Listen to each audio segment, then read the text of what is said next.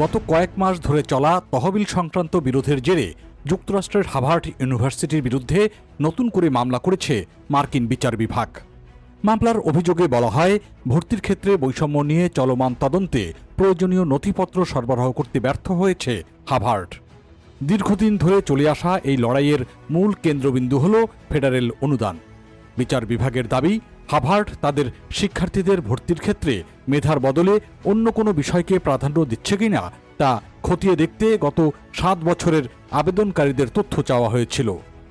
কিন্তু বিশ্ববিদ্যালয় কর্তৃপক্ষ কেবল কিছু আংশিক নথিপত্র জমা দিয়েছে, যা তদন্তের জন্য যথেষ্ট নয় বলে মনে করছে মার্কিন সরকার। অ্যাটর্নি জেনারেল পাম বন্ডি এক বিবৃতিতে বলেছেন, হার্ভার্ড প্রয়োজনীয় তথ্য গোপন করেছে। তিনি স্পষ্টভাবে বলেছেন, পুরো আমেরিকা জুড়ে ডিইআই বা বৈচিত্র্য সাম্য অন্তর্ভুক্তির নীতির পরিবর্তে কেবল মেধাকেই প্রাধান্য দিতে তাদের এই লড়াই চলবে। অন্যদিকে হার্ভার্ড কর্তৃপক্ষ সিএনএনকে জানিয়েছে, তারা সরল বিশ্বাসে সরকারের সব প্রশ্নের উত্তর দিচ্ছে এবং আইনের প্রতি তারা শ্রদ্ধাশীল। এই দ্বন্দ্বের সূত্রপাত ঘটেছিল 2025 সালের ফেব্রুয়ারি মাসে। সে সময় মার্কিন বিচার বিভাগ অভিযোগ করেছে যে হার্ভার্ড তাদের ইহুদি শিক্ষার্থী এবং শিক্ষকদের সুরক্ষা দিতে ব্যর্থ হয়েছে। এরপরই ট্রাম্প প্রশাসন বিশ্ববিদ্যালয়টির জন্য বরাদ্দ করা কোটি কোটি ডলারের ফেডারেল তহবিল স্থগিত করে দেয়। যদিও পরবর্তী সময়ে আদালতের নির্দেশে সেই সিদ্ধান্ত বাতিল হয়, তবে সরকার এখন সেই রায়ের বিরুদ্ধে আপিল করেছে।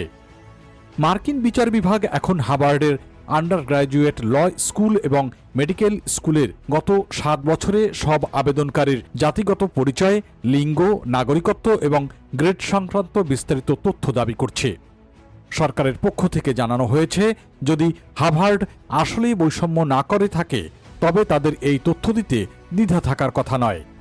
এদিকে হোয়াইট হাউসের এই কঠোর অবস্থানের কারণে বড় ধরনের আর্থিক সংকটে পড়েছে বিশ্বের অন্যতম এই শ্রেষ্ঠ বিদ্যাপীঠ।